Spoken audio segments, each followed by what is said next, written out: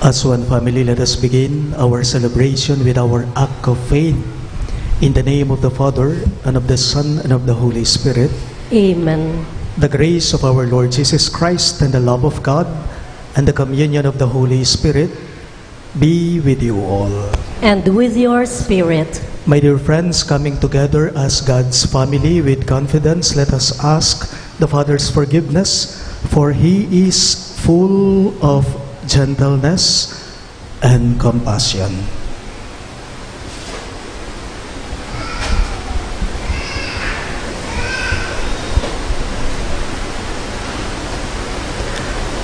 I confess To Almighty God, and to you, my brothers and sisters, that I have greatly sinned in my thoughts and in my words, in what I have done and in what I have failed to do, through my fault, through my most grievous fault. Therefore I ask the Blessed Mary, ever Virgin, all the angels and saints, and you, my brothers and sisters, to pray for me to the Lord our God. May Almighty God have mercy on us, forgive us our sins, and bring us to everlasting life. Amen.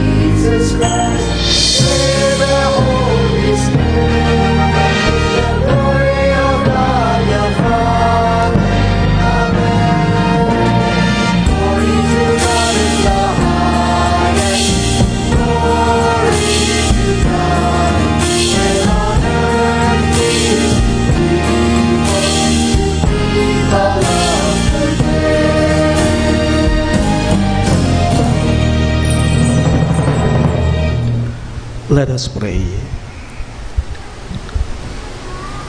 O God, who have prepared for those who love you good things which no eye can see, fill our hearts, we pray, with the warmth of your love, so that loving you in all things and above all things, we may attain your promises which surpass every human desire. Through our Lord Jesus Christ, your Son, who lives and reigns with you in the unity of the Holy Spirit, one God, forever and ever. Amen.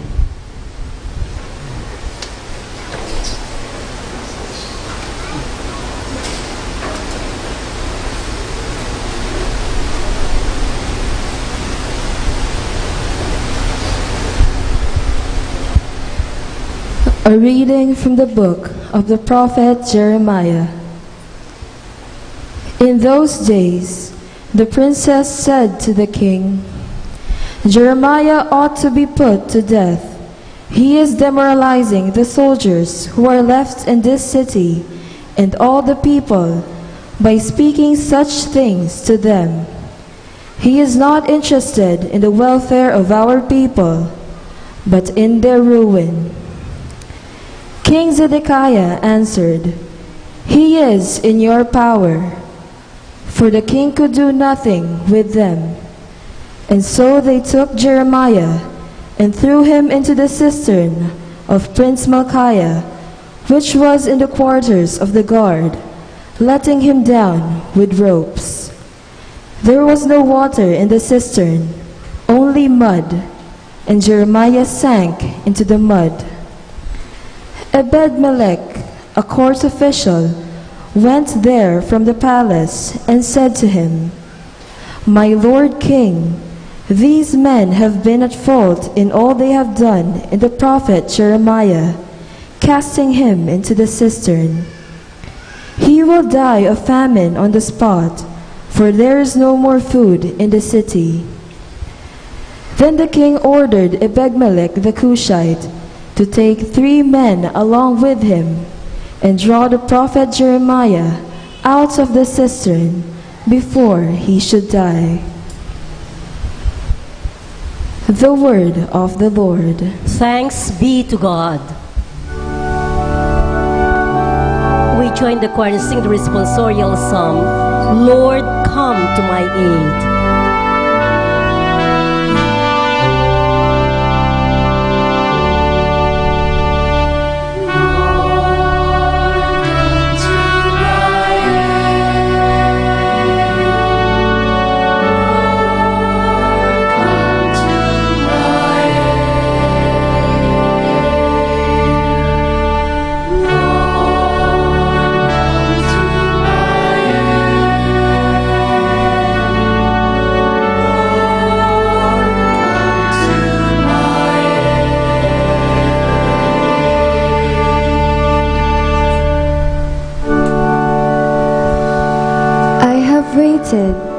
Waited for the Lord, and he stooped toward me.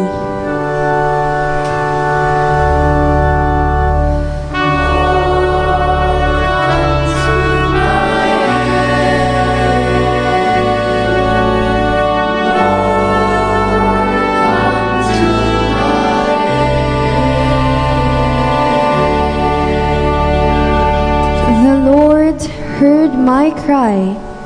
He drew me out of the pit of destruction, out of the mud of the swamp. He set my feet upon a crag. He made firm my steps.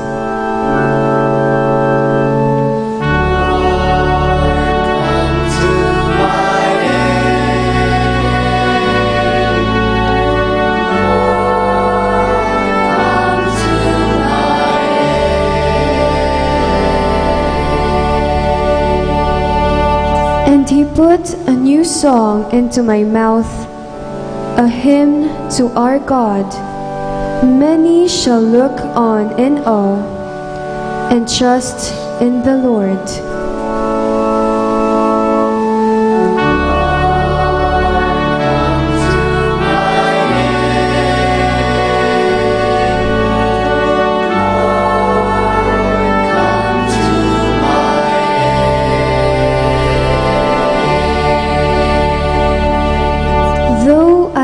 Afflicted and poor, yet the Lord thinks of me. You are my help and my deliverer. O my God, hold not back.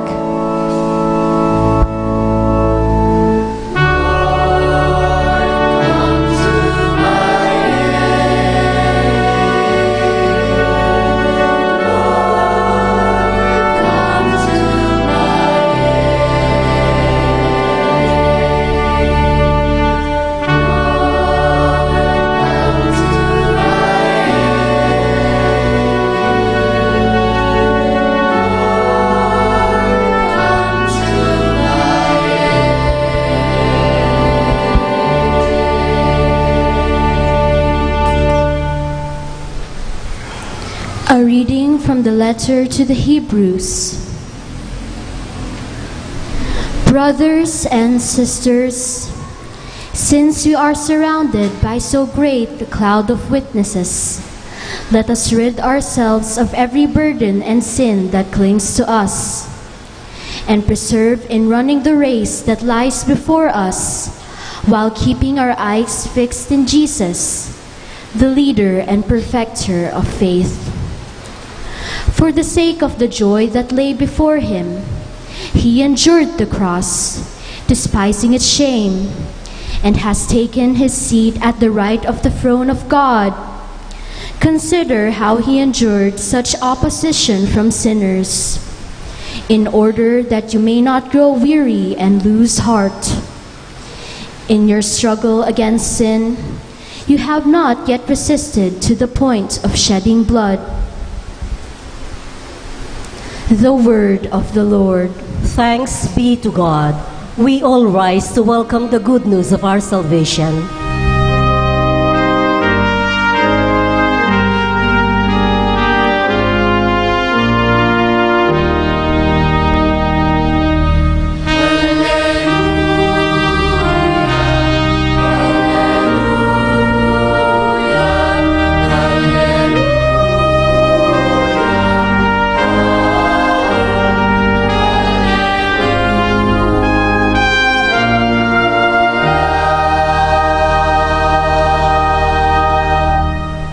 My sheep hear my voice, says the Lord. I know them, and they follow me.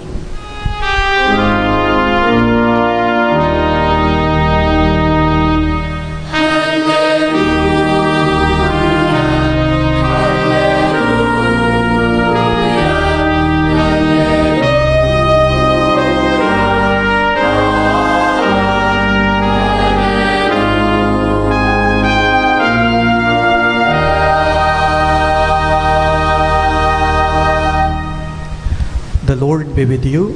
And with your spirit. A reading from the Holy Gospel according to Saint Luke. Glory to you, O Lord. Jesus said to his disciples, I have come to set the earth on fire, and how I wish it were already blazing. There is a baptism with which I must be baptized, and how great is my anguish until it is accomplished. Do you think that I have come to establish peace on the earth? No, I tell you, but rather division.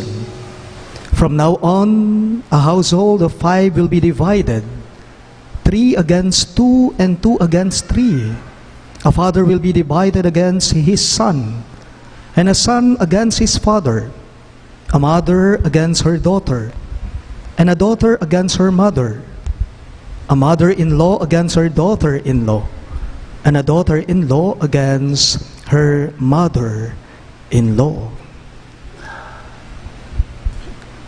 My dear friends, the good news of our salvation.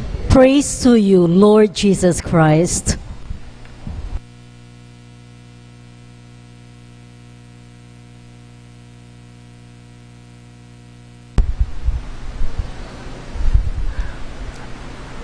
Magandang gabi po sa inyong lahat.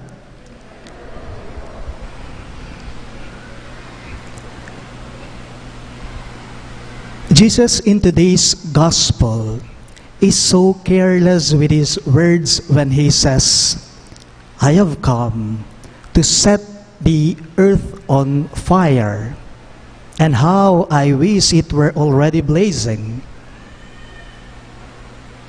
Ano ba ang ibig niyang sabihin dito? Nakakabigla naman siya. Nakakagulat naman yata ang mga sinabi mismo ni Jesus ngayon sa ating ebanghelyo. At kapali na naman din Ginoo, pansinan niyo?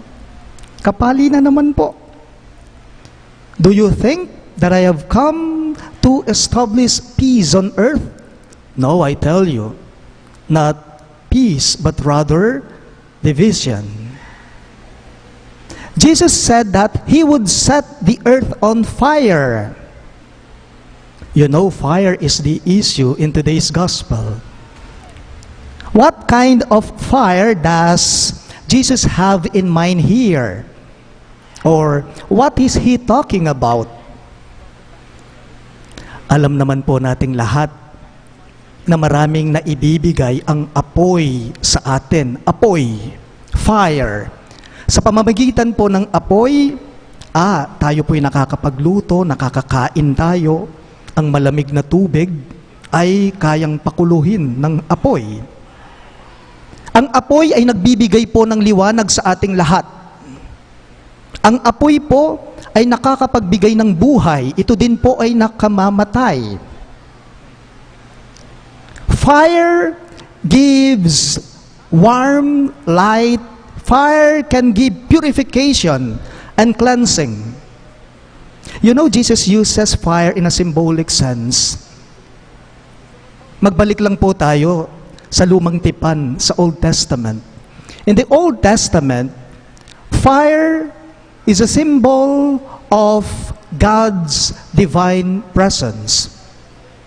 Lalong-lalo na sa panahon ni Moises, most especially during Moses' time, God, Yahweh, appeared to Moses in a burning bush. Therefore, fire is a symbol of God's intervention in history. Sa New Testament po, in our New Testament, fire became a symbol of God's cleansing, of God's purification and transformation of a person to a more perfect state. Isang halimbawa po nito, sa tuwing linggo ng Pentecoste, during Sunday of Pentecost, the descent of the Holy Spirit upon Christ's apostles in tongues of fire. Alam po natin ang pangyayaring ito noong Pentecost. The apostles of Christ were transformed from timid and fearful men into courageous missionaries and preachers of the gospel. Balikan ko lamang po ang ating ebanghelyo ngayong linggo. I have come to set the earth on fire. These were the very words of Jesus in today's gospel. Tanong ko lang, bakit? Bakit po? Ut mapali ya. Ano bang nangyari? O ba't yakano ing api? O ba't kano api yang mapali?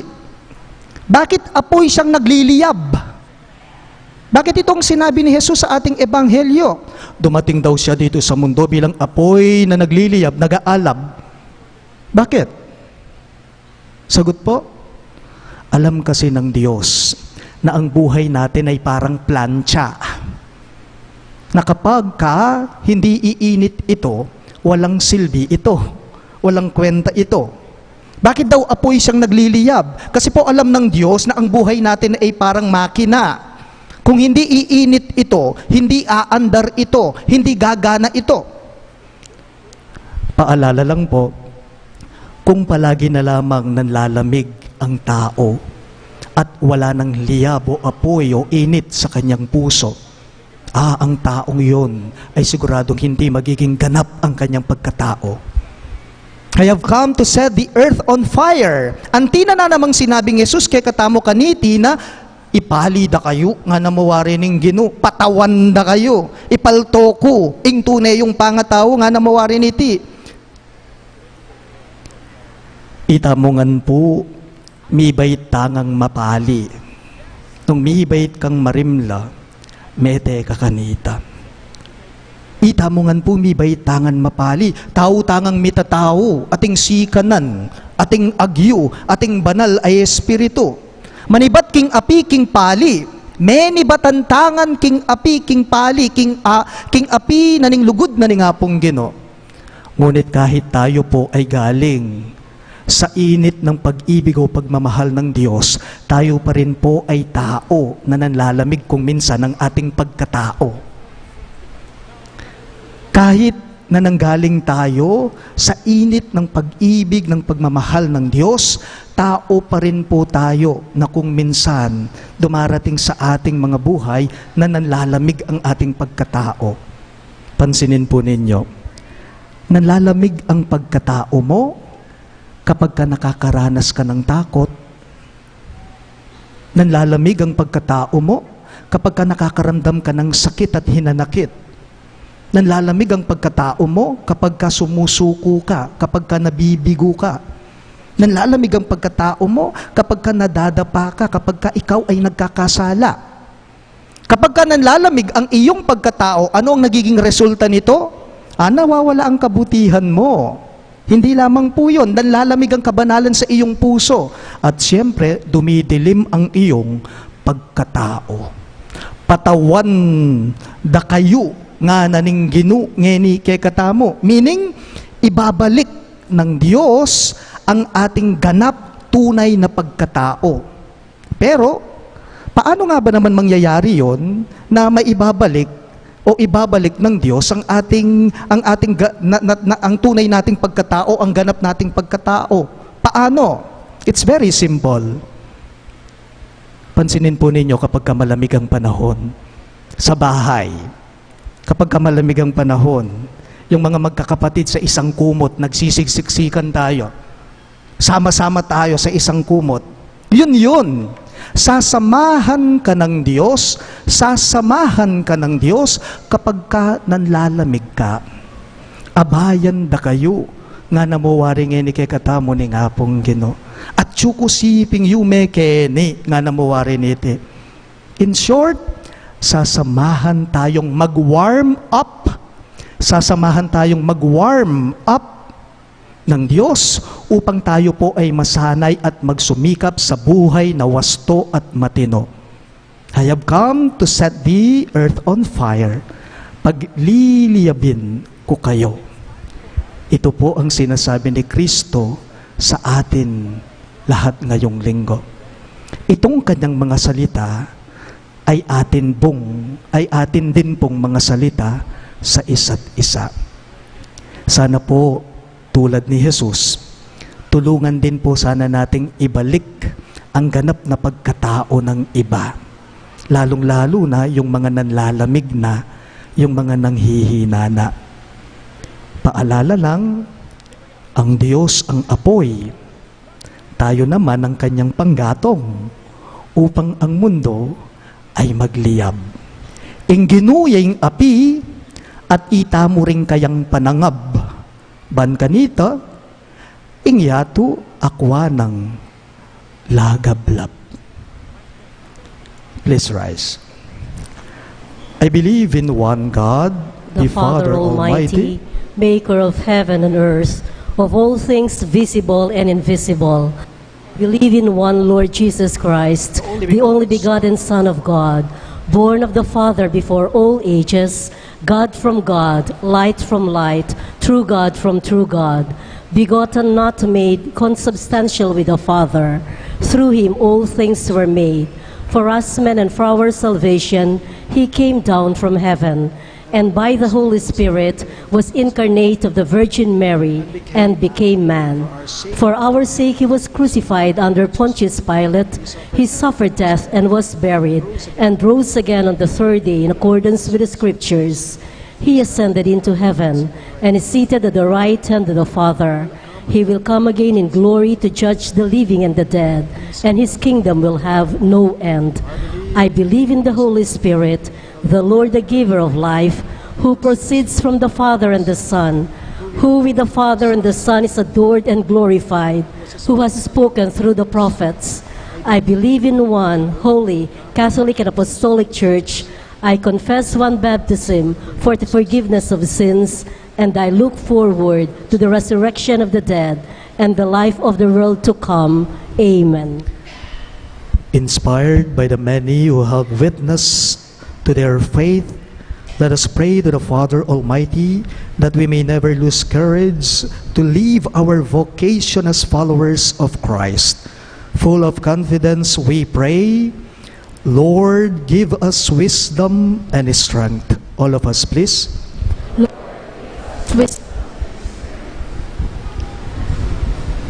That Pope Francis, bishops, priests, and deacons may become defenders of faith and inspirers of the faithful, even amid hardships and complacency, we pray. Lord, give us wisdom and strength. that the Church may never be wanting in prophets sent by God to call His people out of complacency, lukewarm faith, and a life of compromises, we pray. Lord, give us strength. That those who are called to follow Christ more closely in priestly, consecrated, and missionary life may follow their vocation even when it is misunderstood or opposed, we pray. Lord, give us wisdom and strength. That civil leaders may forsake the culture of nepotism, grease money, and political connections, and prove to be true Christians by serving the people with integrity and dedication, we pray. Lord, give us wisdom and strength. That our loyalty may first be to Jesus, that we may be true to our faith even at the expense of popularity and material rewards, we pray. Lord, give us wisdom and strength. We include in our prayers the following intentions: thanksgiving of Bonifacio Paragas, Manuel Paragas, Chedi Villanueva, Susan Infante and family, for the birthday thanksgiving of Adrian Paul Sarmiento and Elizabeth Domingo, for the special intentions of Laila Abiog, Evelyn De La Rosa, Feliz Uriel Manalang for her successful operation, Jerica Gail Manabat, the St. Jude Thaddeus Parish Pastoral Council, the St. Jude Village officers and homeowners. We pray for the good health of Sunny Bustos, Baby Alicia Kamala Sapnu, Baby Liam Samuel, Jerome Tayag, Anita Teodin, Ines Sunga, Paz Suwing, Michael Angelo Lopez, Herminia Roberto, and Rosalina Gonzalez. We remember our departed brothers and sisters, Norma, Maria Virginia, Bonifacia, Herminio Surla, Myra, Natividad, Vicente Jimenez, Jose Christian Urdelas, Cecilia Villaraiz, Rico Salvacion, Labrador de Vera, Anthony Cailao, Juan Infante, and all souls in purgatory. We pray. Lord, give us wisdom and strength. We now pray in silence for our personal intentions.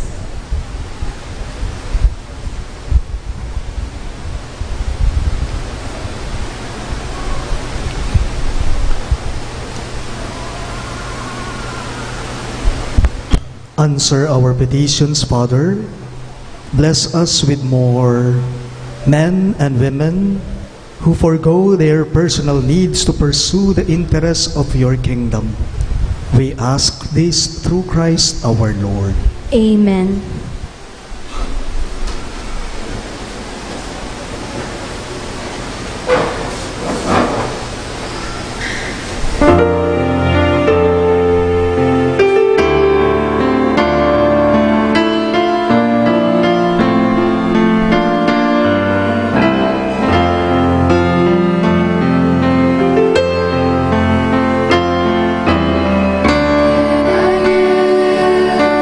What can I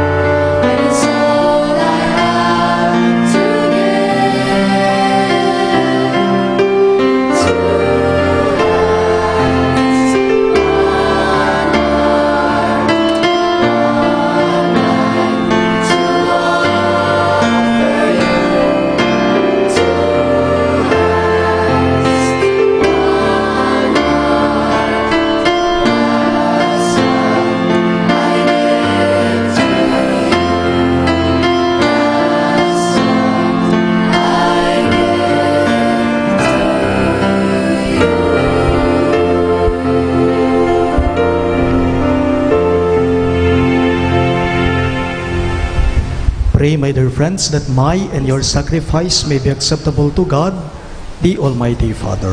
May the Lord accept the sacrifice at your hands for the praise and glory of his name, for our good and the good of all his holy church.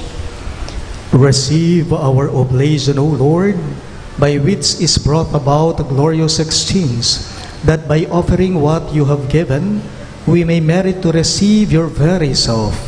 We ask this through Christ our Lord. Amen. The Lord be with you. And with your spirit, Lift up your hearts. we lift them up to the Lord. Let us give thanks to the Lord our God. It is right and just. It is truly right and just, our duty and our salvation, always and everywhere to give you thanks, Lord, Holy Father, Almighty and eternal God. For you laid the foundations of the world and have arranged the changing of times and seasons.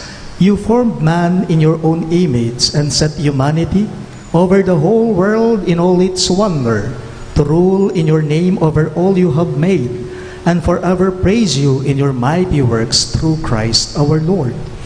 And so, with all the angels we praise you, as in joyful celebration we acclaim.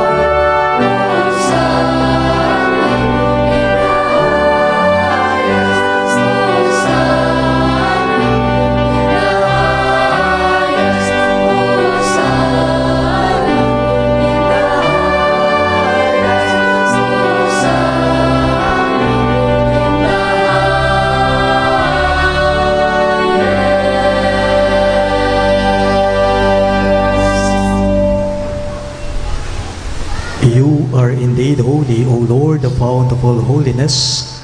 Make holy, therefore, these gifts, we pray, by sending down your Spirit upon them like the dew fall, so that they may become for us the body and blood of our Lord Jesus Christ.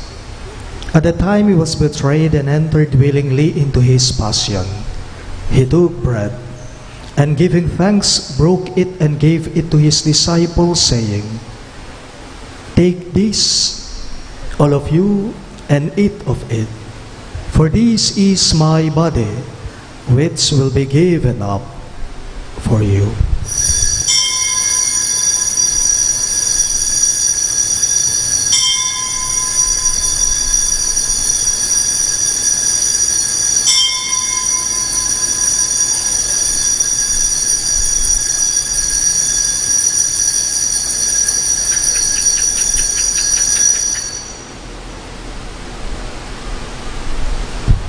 In a similar way, when supper was ended, he took the chalice, and once more giving thanks, he gave it to his disciples, saying, "Take this, all of you, and drink from it. For this is the chalice of my blood, the blood of the new and eternal covenant, which will be poured out for you and for many for the forgiveness of sins. Do this in memory of me."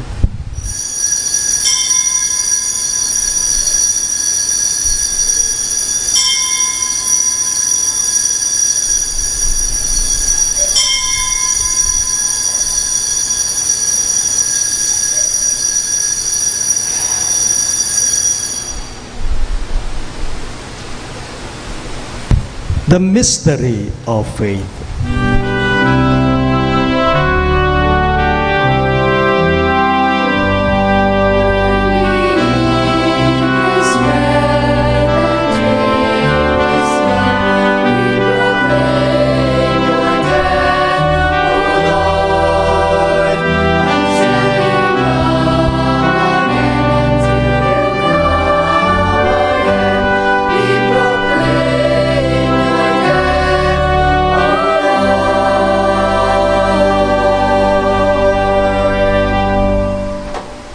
Therefore, as we celebrate the memorial of his death and resurrection, we offer you, Lord, the bread of life and the chalice of salvation, giving thanks that you have held us worthy to be in your presence and minister to you.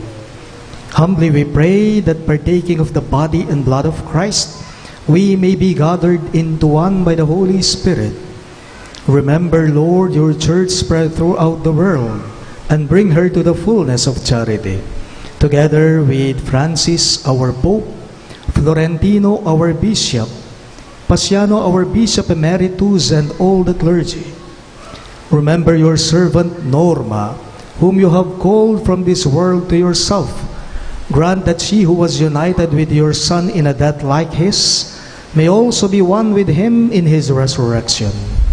Remember also our brothers and sisters who have fallen asleep, in the hope of the resurrection, and all who have died in your mercy.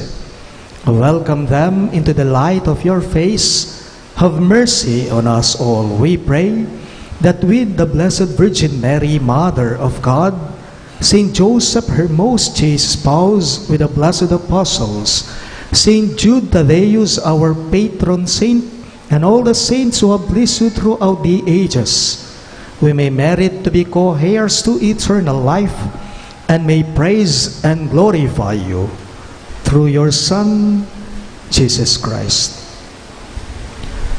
Through him, with him, and in him, in the unity of the Holy Spirit, all glory and honor is yours, Almighty Father, forever and ever.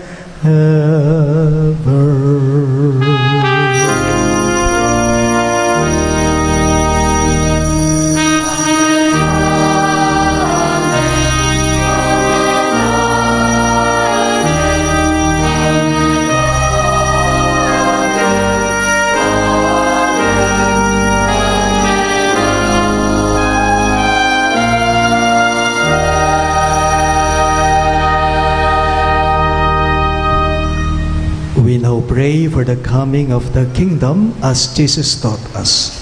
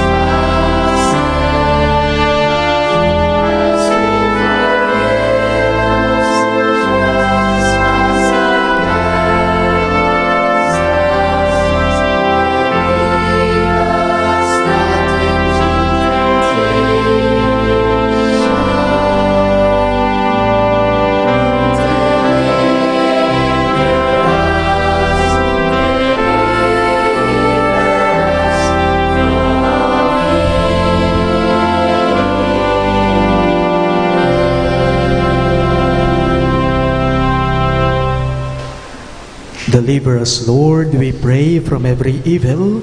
Graciously grant peace in our days, that by the hope of your mercy, we may be always free from sin and safe from all distress, as we await the blessed hope and the coming of our Savior, Jesus Christ. For the kingdom, the power, and the glory are yours, now and forever. Lord Jesus Christ, who said to your apostles, "Peace I leave you, my peace I give you," look not on our sins, but on the faith of your church, and graciously grant her peace and unity in accordance with your will, who live and reign forever and ever. Amen. The peace of the Lord be with you always. And with your spirit. Let us offer each other the sign of peace. Peace be with you.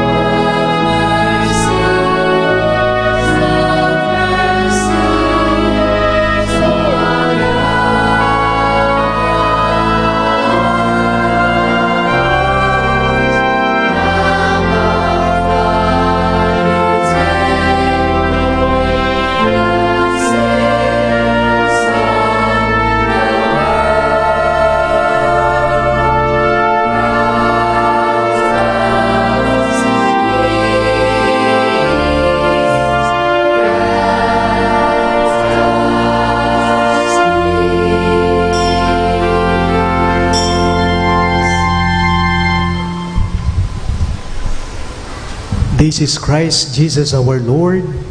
He is the Lamb of God who takes away the sins of the world. Happy are those who are called to His supper. Lord, I'm not worthy that you should enter under my roof, but only say the word, and my soul shall be healed.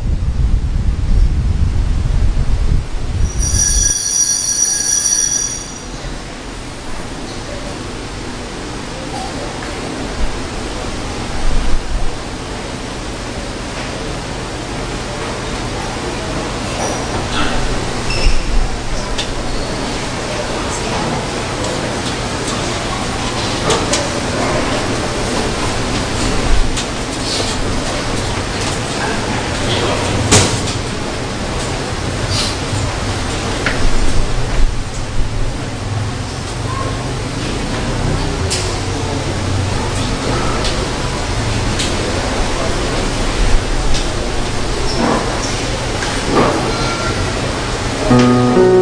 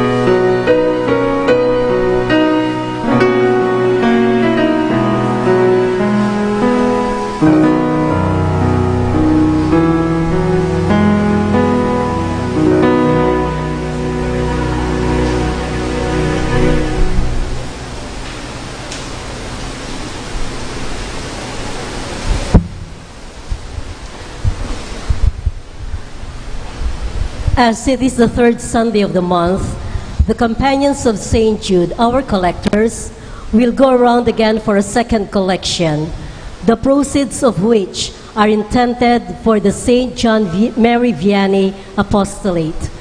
We remember St. John Mary Vianney as the patron saint of priests, so that the proceeds shall be used for the mission of the Catholic Church, for her intensive training, formation, and renewal programs for our clergy, as well as for seminarians all throughout the country.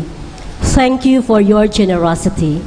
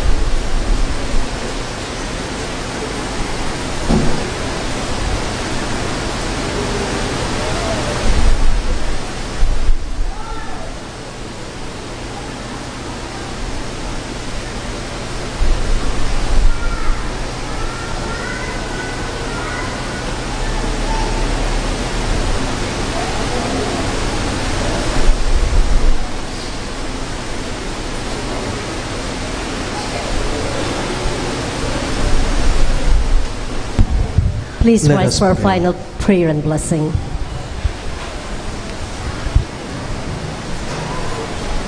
Made partakers of Christ through these sacraments, we humbly implore your mercy, Lord, that conformed to his image on earth, we may merit also to be his co-heirs in heaven, who lives and reigns forever and ever.